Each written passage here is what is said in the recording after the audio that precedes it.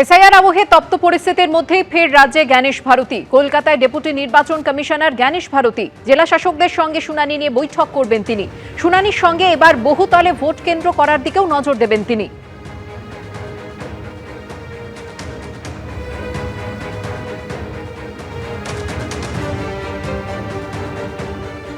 কলকাতায় এসেই শুনানি কেন্দ্রে চলে এলেন senior deputy election commissioner Gyanesh Bharati.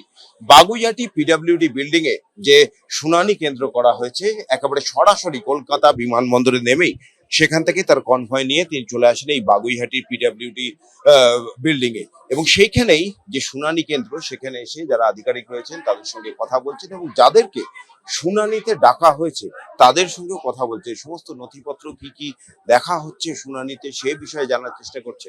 এই মুহূর্তে ক্যামেরাম্যান সহকর্মী উজ্জ্বল ঘোষকে দেখাতে বলবো যে সিনিয়র ডেপুটি ইলেকশন কমিশনার তিনি এই যে বাগুইহাটির পিডব্লিউডি বিল্ডিং সেইখানে যে শুনানি কেন্দ্র রয়েছে সেখানে যাদেরকে শুনানির জন্য ডাকা হয়েছে, অর্থাৎ এসআইআর এ যাদের ম্যাপিং এর কোনো সমস্যা কিংবা অন্যান্য কোনো সমস্যা দেখা গিয়েছে তাদেরকে এই শুনানি কেন্দ্রে ডাকা হয়েছে, তাদের সঙ্গেও সরাসরি কথা বলছেন।